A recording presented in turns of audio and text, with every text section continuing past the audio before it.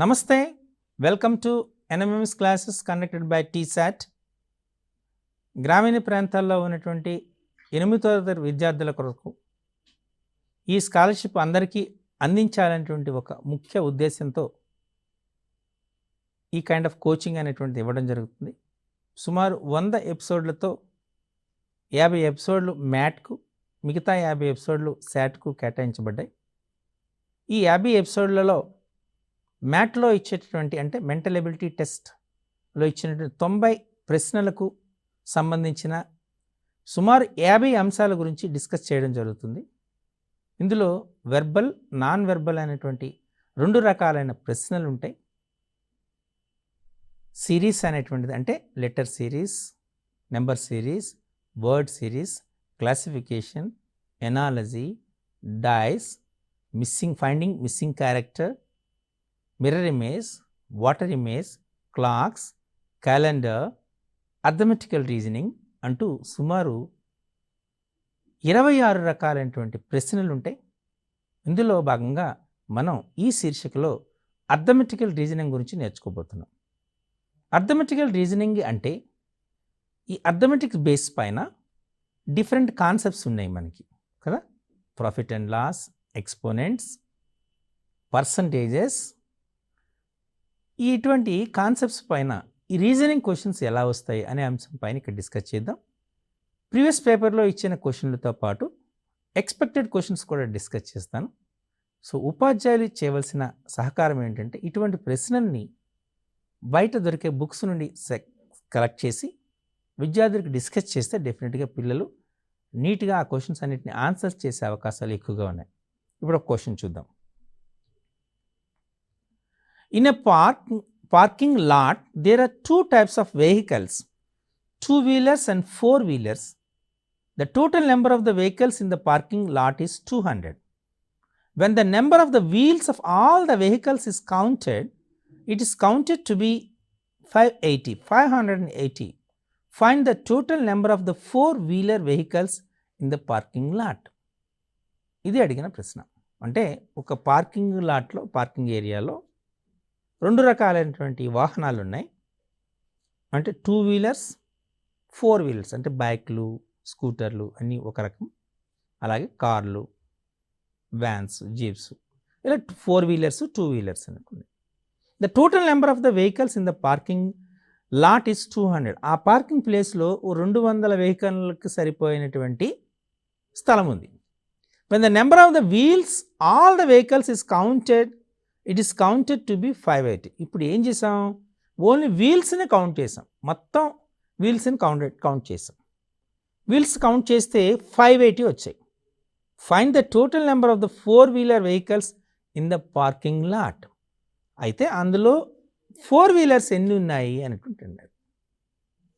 మనకి తెలియదు కదా. జనరల్గా మనం ఇప్పుడు చేయవలసిన పని ఏం చేస్తాం, మనకు total number of the vehicles in the parking lot is 200 అన్నాడు. 2-వీలర్స్ని మనం ఎక్స్ అనుకుందాం, 4-వీలర్స్ని వై అనుకుందాం.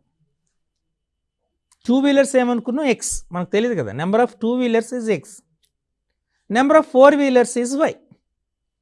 Then X plus Y, the total number of the vehicles, the total number of the vehicles in the parking lot is 200 అని ఇచ్చాడు. అంటే X plus Y is equal to 200. ఇదొక information. Next ఏమి ఇచ్చాడు? When the number of the wheels of all the vehicles is counted, it is 580. Total number of wheels is 580. ఇప్పుడు 2-వీలర్స్ ఉందనుకుని ఎన్ని wheels ఉంటాయంటే X vehicles ఉన్నాయి కాబట్టి ఒక్కొక్క వెహికల్కి 2 వీల్స్ ఉన్నాయి కాబట్టి టోటల్గా వీల్స్ ఫ్రమ్ ద 2-వీలర్స్ 2x అవుతుంది. 4-వీలర్స్ వెహికల్స్ 4 వీల్స్ ఉంటుంది. నేమే 4-వీలర్ వెహికల్ కదా, 4 వీల్స్ ఉంటుంది. అంటే ఆ వీల్స్ ఎంత 4 అవుతాయి. అంటే 2x plus 4y is equal to ఎంత ఇచ్చాడు మనకు? 580. అంటే 2 సింపుల్ లీనియర్ ఈక్వేషన్స్ ఇచ్చాడు. సాల్వ్ చేస్తే వచ్చేస్తుంది అంతే. ఈ క్వశ్చన్లో అంతకన్నా పెద్ద డిఫికల్టీ క్వశ్చన్. అంటే ఇక్కడ ఏమవుతుందంటే దీన్ని మ్యాథమెటికల్ కమ్యూనికేషన్ అంటారు. అంటే ఇచ్చినటువంటి దత్తాంశాన్ని సమీకరణ రూపంలో వ్యక్తం చేయటం. ఇది వస్తే మీకు, అందుకే మనం ఈ మ్యాథ్స్లో 5 అకాడమిక్ స్టాండర్డ్స్ని యూజ్ చేస్తున్నాం. ప్రాబ్లమ్ సాల్వింగ్ అని, రీజనింగ్ అండ్ ప్రూఫ్ అని, మ్యాథమెటికల్ కమ్యూనికేషన్ అని, మ్యాథమెటికల్ కనెక్షన్ అని, రిప్రజెంటేషన్, విజువలైజేషన్, ఇలా 5 రకాలైనటువంటి అకాడమిక్ స్టాండర్డ్స్ని మీ టెక్స్ట్ బుక్లో కూడా ఇవ్వడం జరిగింది. ఇది క్వశ్చన్ జనరల్గా ఈ కమ్యూనికేషన్ బేస్లోనే వస్తుంది. మీకు ఈక్వేషన్ రాయడం వచ్చిందనుకోండి, మిగతాది easy. x + y = 200, 2x + 4y = 5. ఇప్పుడు నీ ఈక్వేషన్ తీసుకుంటున్నాం. 2x + 4y = 580, correct. x + y కంటే దీన్ని ఏం చేస్తాను, 2తో మల్టిప్లై చేస్తాను. ఈ ఈక్వేషన్ని చేస్తే మనకి ఏమొస్తుంది, 2x + 2y = 2 2 అంటే 400. ఇప్పుడు ఏం చేస్తున్నా, సబ్ట్రాక్ట్ చేస్తున్నా, minus minus minus, 4y - 2y 2y, 580 - 400 180, and y = ఏమవుతుంది, 180/2 90. అంటే 4 వీలర్స్ యొక్క వెహికల్స్, మనకు y అంటే 4 వీలర్స్ అనుకున్నాం కదా, 4 వీలర్ వెహికల్స్ ఎన్ని ఉన్నాయి, 90. Option B is correct. ఎందుకు 90 మనం తీసుకుంటే 90 వెహికల్స్ టోటల్గా ఉన్నట్టు లెక్క. క్లియర్. టోటల్ 200 కదా, అంటే 110 2 వీలర్స్ ఉన్నాయి, 90 4 వీలర్స్ ఉన్నాయి. 110 220 wheels from the 2 wheelers,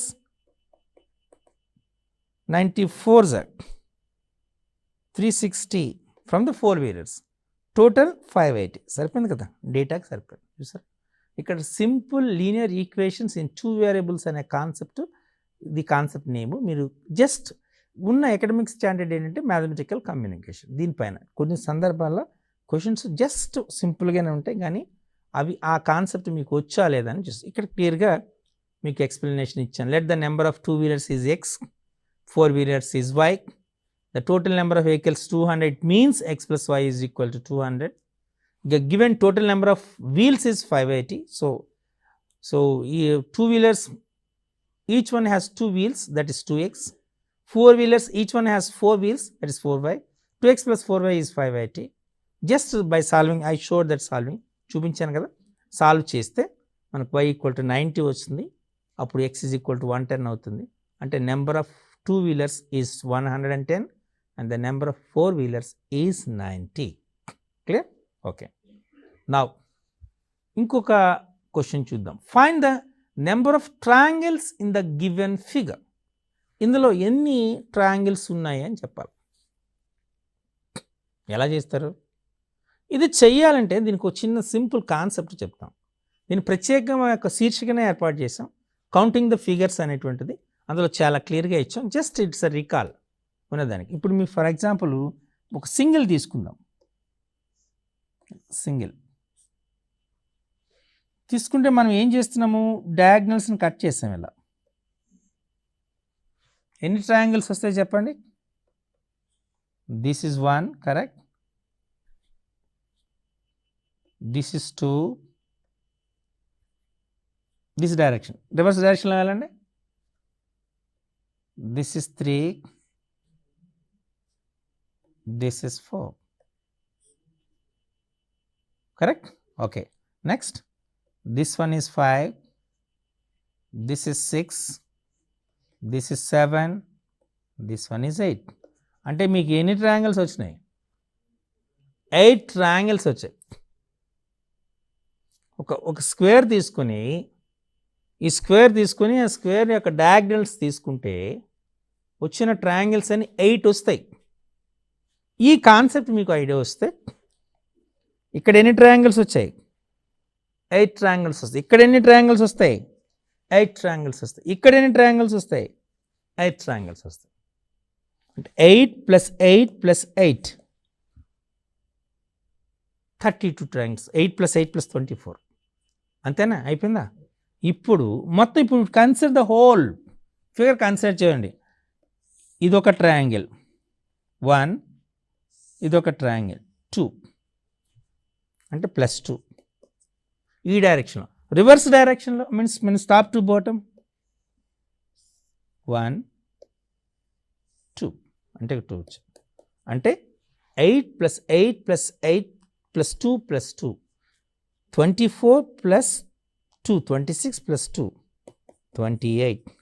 so number of triangles in this figure is 28. చూసారా, ఇది చాలా ఇంపార్టెంట్. సో ఈ కౌంటింగ్ ద ఫిగర్స్లో స్క్వేర్స్లోనే ఇస్తాడు, లేకపోతే రెక్టాంగిల్స్లోనే ఇస్తాడు. కాబట్టి ఇది చేయండి. ఇది కౌంటింగ్ ఫిగర్స్ అనే కాన్సెప్ట్లో మీకు చాలా క్లియర్గా చెప్పడం జరిగింది. ఒకసారి చూడండి, చూస్తే డెఫినెట్గా మీకు ఈ కాన్సెప్ట్ని చేయగలుగుతారు. ఓకే, నా will go with next. A bird lover was asked how many birds he had in the basket. He replied that there were all parrots but 6. All but 6. He replied that there were all parrots but 6. All pigeons but 6. And all quail but 6. How many birds he had in the basket in all? ఈ అసలు first ఈ క్వశ్చన్ని చదవడం రావాలి. First చదవడం క్లియర్గా వస్తేనే మీకు లేదా క్వశ్చన్ అర్థం కాదు. ఈ క్వశ్చన్ నేను తీసుకున్నది యాక్చువల్గా క్వశ్చన్ తీసుకున్నది లీలావతి గణితం అనే బుక్ నుండి తీసుకున్న క్వశ్చన్ ఇది. లీలావతి గణితాన్ని భాస్కరాచార్య రాశారు. మనం యాక్చువల్గా ఆల్జీబ్రాని ఇంట్రడ్యూస్ చేసిందే భాస్కరాచార్య, కానీ మనం అది దాన్ని కాస్త దాన్ని బీజగణితం అంటారు యాక్చువల్గా. కరెక్ట్. ఇక ఇచ్చిన క్వశ్చన్ చూడండి. A bird lover asked how many birds he had in the basket. ఒక బాస్కెట్లో ఎన్ని బర్డ్స్ ఉన్నాయని అడిగి. He replied there will all parrots but 6. All pigeons but 6. All quails but 6. How many birds he had in the basket? Okay, see. And then explanation clearగా ఇచ్చినాను చూడండి. There were all parrots but 6. It means అందుకే చెప్పాను క్వశ్చన్ని మీకు first చదవడం రావాలి, it meaning అర్థమవుతుంది. There were all parrots but 6. But 6 means all are parrots but 6 birds are not parrots. So అందుకనే ఇంగ్లీష్ మనం ఆ సెంటెన్స్ చదువుతున్నప్పుడు యూసేజ్ అనేది ప్రాపర్గా ఉండి ఎలా చేస్తానో చూడాలి.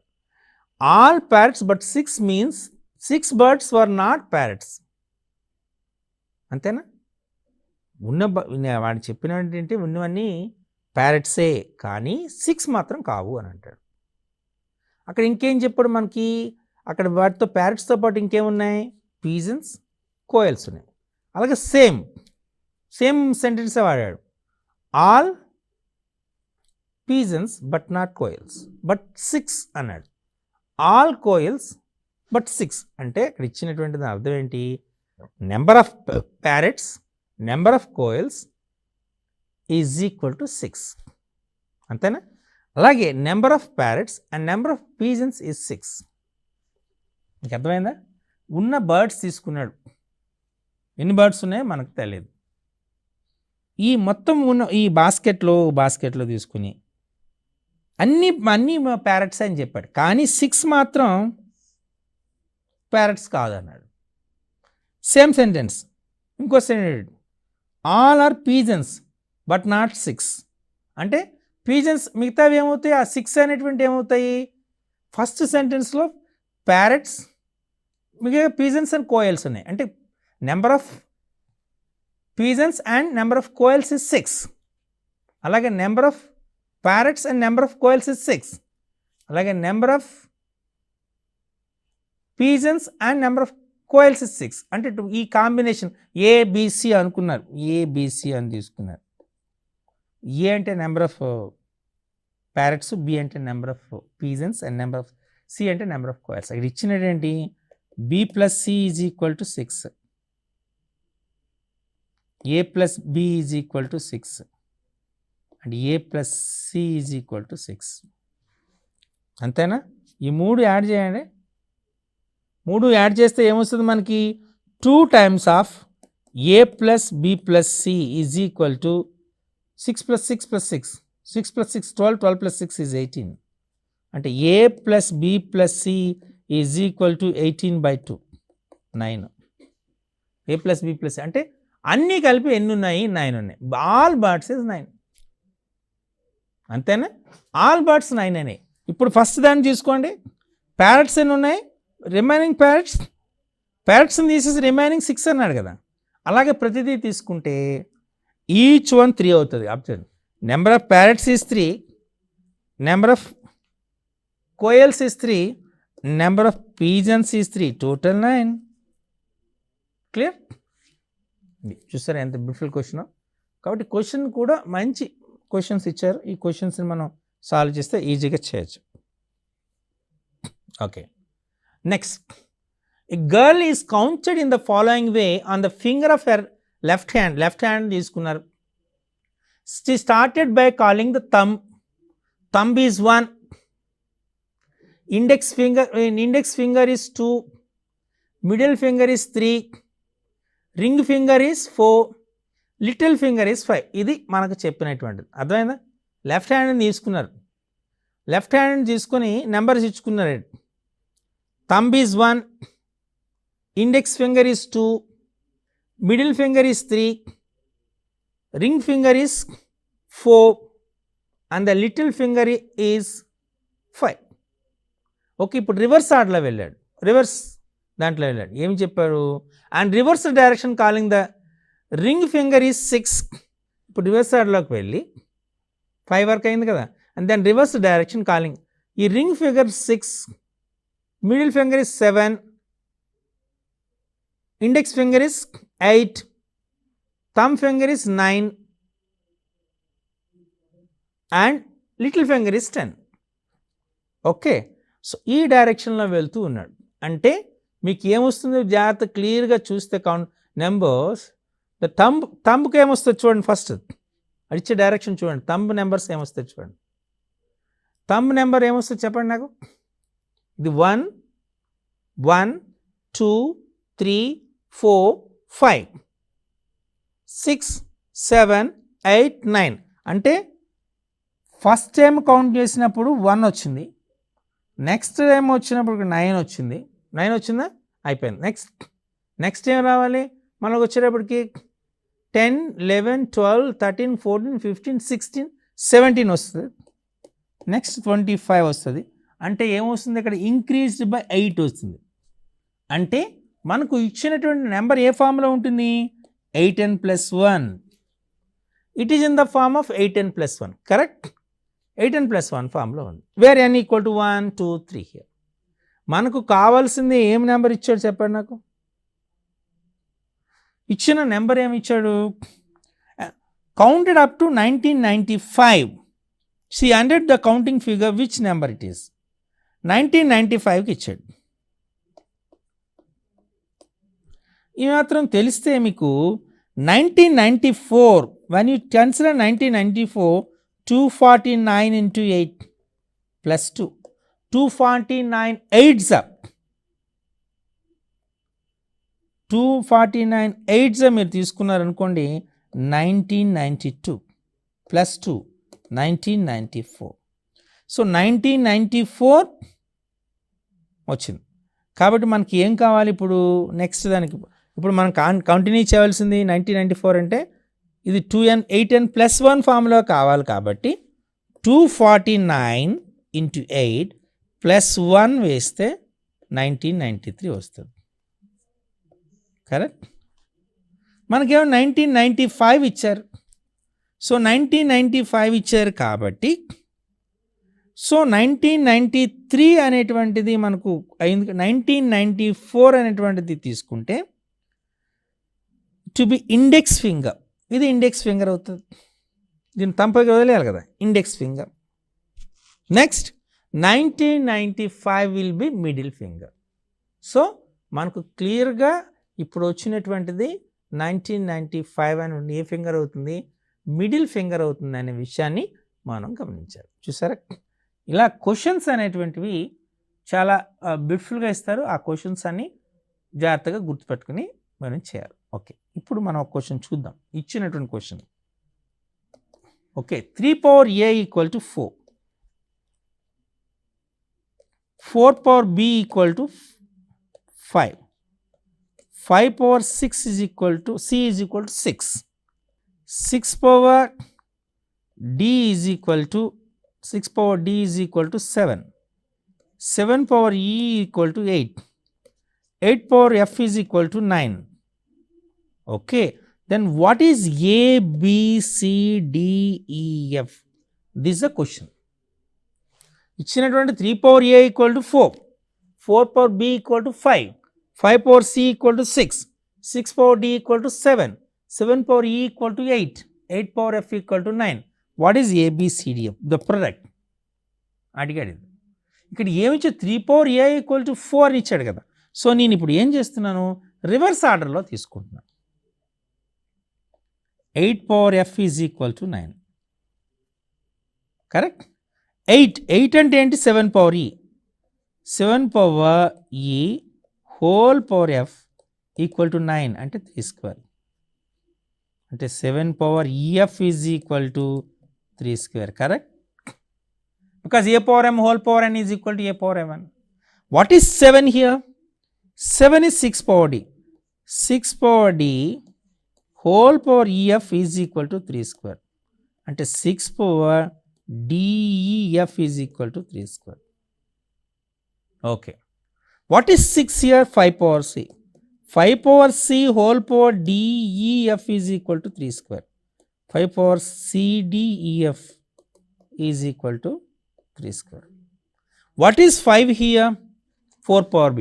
Means 4 power b whole power c def is equal to 3 square. Or 4 power b c def equal to 3 square. What is 4? 3 power a. 3 power a b c def is equal to 3 square. అంటే 3 power a b c def is equal to 3 square. అంటే ఏమొచ్చేది, a b c def equal to 2. అంటే మనకు వచ్చినటువంటిది value ఏంటి, a b c def value is 2. ఇది already మీకు ఎగ్జామినేషన్లో ఇచ్చిన question. Okay, నా ఇంకొక question, tick tock tick tock plus A is equal to clock. Then find okay t plus I plus c plus k plus o minus a plus l. ఇది అడిగే question.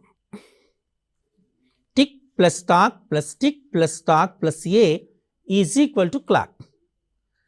What is the value of t plus I plus c plus k plus o minus a plus l, minus of a plus. Okay, దీన్ని మనం చేయవలసిన పద్ధతి ఏంటి అంటే, tick tock plus ఏ అన్నాడు. First మనం యాడ్ చేద్దాం. దీన్ని ఏం చేసుకున్నప్పుడు అన్నిటినీ మనం ఏమనుకున్నానంటే, ఇన్స్టెడ్ ఆఫ్ 1 నేను 2తో స్టార్ట్ చేస్తాను. That's your wish. 2 2 2 2 తీసుకున్నా. దీనికి 4 యాడ్ చేసా. 2 ప్లస్ 2 ప్లస్ 2 ప్లస్ 2 8, 8 ప్లస్ 4 12 వచ్చింది. 1 ఈజ్ క్యారీ.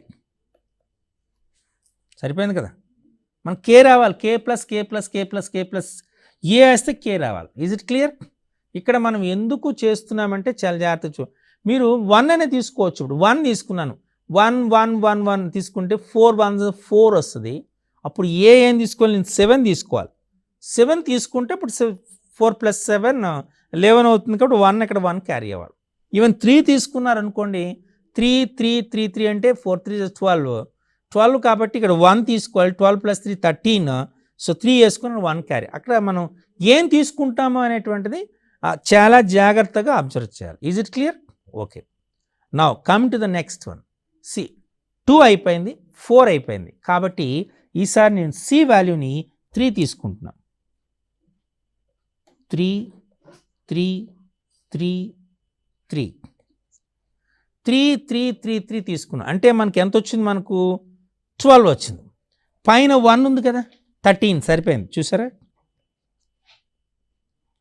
ఒకవేళ నేనే మీరు అనేటట్టుగా ఊహించినట్టుగా ఇక్కడ 3 తీసుకున్నాను అనుకోండి, ఇక్కడ 3 తీసుకున్నాను, తీసుకుంటే అప్పుడు ఏమవుతుంది 12 అవుతుంది. 1 వేసాను 13, 3 1 అక్కడ వచ్చింది. అప్పుడు 1 వేస్తే మళ్ళీ 3 తీసుకోవాలి నేను, అప్పుడే ఈక్వల్ అవుతుంది. కాబట్టి సాధ్యం కాదు. కాబట్టి మీరు 3 తీసుకున్న ఛాన్స్ లేదు ఇక్కడ. ఖచ్చితంగా మనం కే వాల్యూ 2నే తీసుకుంటా వస్తుంది. ఓకే, అయిపోయింది. అంటే మనకి ఏమైంది, 2 అయిపోయింది, 3 అయిపోయింది, 4 అయిపోయింది. ఇప్పుడు ఐఓ అని చూసుకుందాం. ఐని 5 అనుకుందాం, ఓని 6 అనుకుందాం. అప్పుడు 5 6 5 6 5 6 5 6 అండ్ 11 + 11 అంటే 22. 22 అక్కడ ఎంత అయింది, క్యారీ 1 అయింది. 13 కదా, క్యారీ 1 అయింది. ఇక్కడ కూడా క్యారీ 1. అప్పుడు 13 అంటే 20, 11 + 11 22 + 1 23 అవుతుంది. ఇక్కడ ఓ ఉంది. ఇది 5 6, ఇది 5 6 అనుకుంటే మనకి ఇక్కడ ఏమైనా 6 రావాలి. ఇప్పుడు 5 6 పనికి రాదు, అంతేనా? ఇప్పుడు 1 క్యారీ ఉంది కాబట్టి ఈసారి ఏం చేస్తున్నాను, ఓ రావంటే 6 7 6 7 తీసుకుంటున్నా. 6 7 6 7 తీసుకున్నాను. 6 + 7 13, 6 + 7 13, 13 + 13 26, 26 + 1 27 అయింది. 27 సరిపోయింది, అంతేనా? ఇక్కడ ఓ 7 కదా, ఇంకా 2 క్యారీ అయింది. 2 క్యారీ అయింది అంటే ఇప్పుడు మనకి ఏమైపోయి చెప్పండి నాకు, 2 3 4 6 అయిపోయింది, 7 కూడా అయిపోయింది. అంటే 5 ఉంది, 8 9 ఉంది.